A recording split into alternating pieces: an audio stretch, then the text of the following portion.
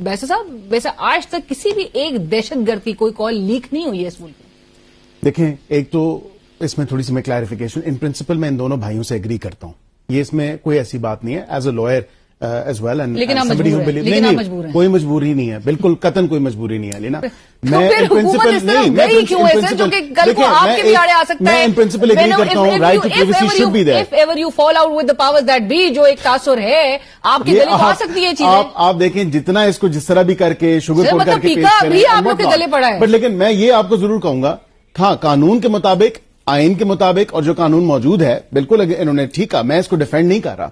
And I will not defend something that's, but I feel as a lawyer, as a citizen of Pakistan, کہ اگر کسی کی rights کی بھی کوئی بھی رائٹ ہے اس کی وائلیشن نہیں ہونی چاہیے، لیکن اس کے ساتھ فیئر ٹرائل جو ایکٹ ہے 13 والا، اس کے مطابق ہو بالکل. اور ابھی تک اگر نہیں ہوا تو then that's a big question. اور جو موئز جعفری صاحب بھی حوالہ دے رہے تھے، جسٹس بابر ستار صاحب نے بھی 5 مئی کو جو انہوں نے کویشچنز اسٹیک ہولڈرز کے لیے رکھے تھے، اس میں سب سے بنیادی سوال تو یہ بھی تھا کہ کس لا کے تحت آپ نے امپاور. جی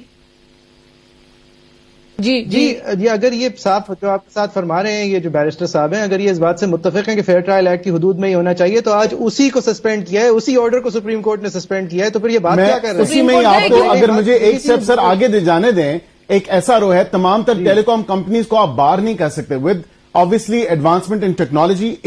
سیکنڈلی جو آپ کے ملک کے حالات ہیں، معذرت کے ساتھ جس طرح آپ نے ری سیٹلمنٹ اور میں نے آج بھی اس کا ذکر کیا اور ری ایبلیٹیشن کی ایک پروسیس میں آپ لا کے آ کے اپنا لوکس پروف کر دے کہ وہ ایک چیز سے افیکٹڈ ہے، تو کورٹ کے ہاتھ نہیں بند جاتے اگر وہ جو چور کر رہا ہے وہ. لیکن یہاں پہ تو آپ کو یہ بھی یاد ہوگا نا کہ in the past we've seen cases جہاں پہ تھرایا موبائل افغان سمز کے ساتھ استعمال ہو رہے تھے. بیرسٹر ہیں، آپ کے عمومی مثالیں نہ دیں. پاسٹ میں کیا ہوا ہے؟ بابر ستار صاحب کے ذاتی رویے کے حوالے سے اگر آپ کے پاس کوئی تنقید ہے؟ نہیں، میرے پاس کوئی تنقید نہیں ہے. دیکھیں تمام تر جج صاحبان، اسی لیے میں دیکھیں آپ you probably belong to different political party, but اگر آپ ایک جسٹا پوزیشن میں رکھیں نا تو میں تو تمام تر as a lower I am bound to respect all the judges, but I cannot say the same for my learned friend on the other side, جو کہ اپنی من مرضی کے جج صاحبان لگوانا چاہتے ہیں.